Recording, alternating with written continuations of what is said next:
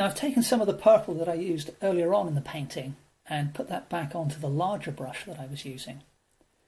And I'm using the dry brush technique and just applying things very lightly to extend the shadowy region on the ground there, and also introduce some more shadowy blades of grass and things. And the reason I'm doing that is I rather felt that the animal, because there was that white central patch above the orange but in between the two bits of green, I felt that the animal was kind of floating a little bit off the ground on that white patch. And so by introducing this purple, hopefully it creates the illusion that he's standing on the ground, he's on a solid surface, and he's not going to go anywhere.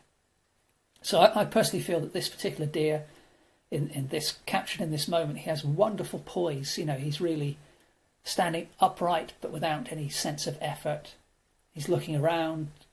You know, perhaps he's about to, forage or run off.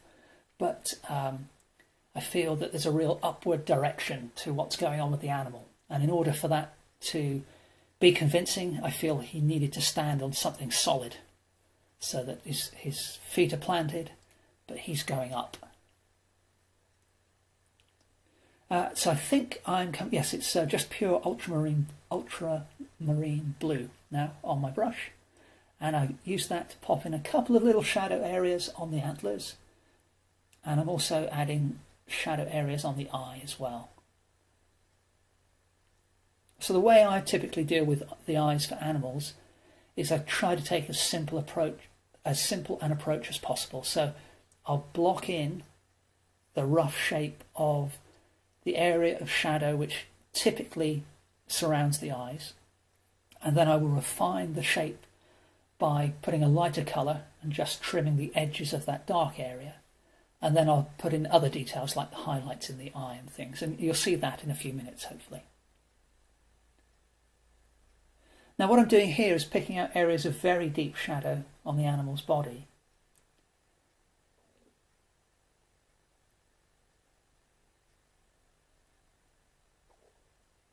And it's also allowing me to do just a little bit of drawing as well. So, it started off with a loose drawing, added some impressionist style paintwork over the top, and now I'm just putting in just a little bit of drawing here and there. Not being too heavy-handed about it, hopefully, but just to give things just a little bit more structure here and there.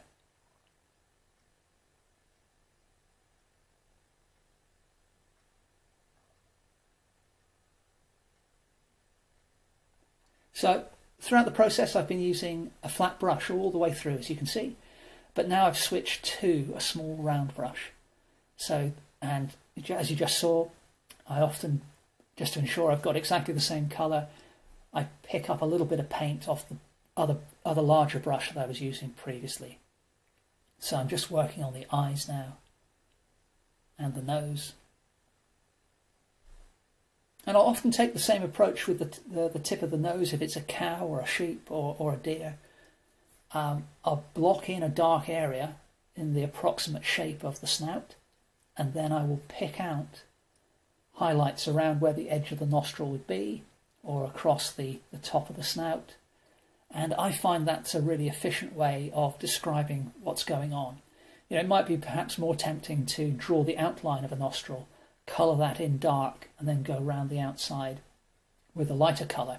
But I personally prefer, as I say, to do a block of a dark colour and then think to myself, okay, if I just pick out that highlight and that highlight, is that enough to describe what's going on?